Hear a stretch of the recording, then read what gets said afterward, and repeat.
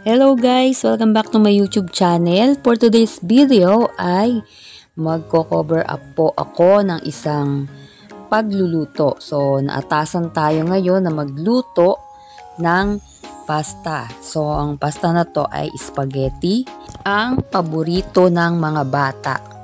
Siyempre, ganoon na rin ang mga matatanda. Medyo may katagalan nga lang ang magluto dito kasi maliit lang ang kanilang kawali.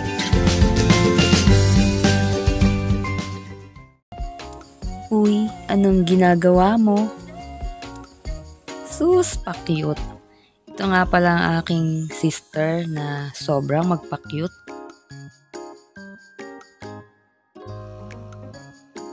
And then ito, kapatid ko din yan guys na mahilig ding magpa-cute. Isa ring vlogger. At ito, ayan, yan, sister ko din yan. Kami ay magkakapatid na nagtulong-tulong upang mag-prepare sa isang maliit na handaan. So ito ay kaarawan ng aking pamangkin. And ayan, may Santa Claus pa. So, siya yung aking tatay. And then ayan, ipagpatuloy na nga natin itong pagluluto. Ayan, inuna ko munang lutuin ang ating hotdog. So, ayan, prito-prito muna. And then, inahon ko siya kasi hindi ko siya isinasabay talaga sa pagluluto. And then, after nun, ay yun namang ating giniling na karne. So, kailangan syempre natin itong lutuin muna at isang kutsa. And then, habang ginagayak nila yung mga iba pang sangkap sa pagluluto ay ako naman ang diretsong nagluluto. So, dahil maliit nga ang kawali, kailangan muna natin itong hatiin. So, pinagdalawa ko siya ng pagluluto dahil nga hindi magkakasya ito sa maliit na kawali.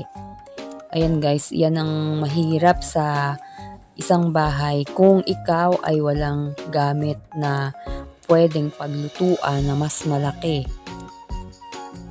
Talagang ang gagawin mo ay ganito, partida. So, hati-hati ang pagluluto. Lalo na kung ang lulutuin mo ay pangmaramihan. So, kailangan mo lang talaga na ikaw ay maggayak para sa sakto lang nakakasya dun sa kawali. And after nga na yan na prepare ko na ang mga sangkap. So, iginisa ko na siya sa kanyang sariling mantika kasi nagmamantika talaga ang ating baboy, ang ating pork giniling. And then, diyan nga guys ay sinabay ko na rin sa pagluluto ang ating cheese. So, ganyan ako guys magluto. And then, after nyan, nilagay na natin ang ating spaghetti sauce, ang ating masarap na spaghetti sauce. So, ito guys ay ang ating spaghetti sauce na. And then, natapos na natin yung noodles. So, iseset aside lang muna natin yun before natin siyang ilahok dito sa ating spaghetti sauce. Ayan. After nyan guys na mailagay na natin ang ating sauce. So, eto guys ay ating pakukuluan. And then guys, ayan, para mas masarap ang ating spaghetti sauce and sweet, bukod dun sa sweet ng ating sauce, any sauce, you can add a milk. So, itong milk nito guys ay yung malapot. Kung sa palagay mo ay okay na lasa nito, pwede mo na siyang pakuluan. And then pag nakakulo na at okay na sa'yo, so pwede mo na siyang isalin sa ating lalagyan. And then ayan nga, talaga namang may pagsayaw pa ako. Ibig sabihin, naging successful na yung unang pagluluto ko.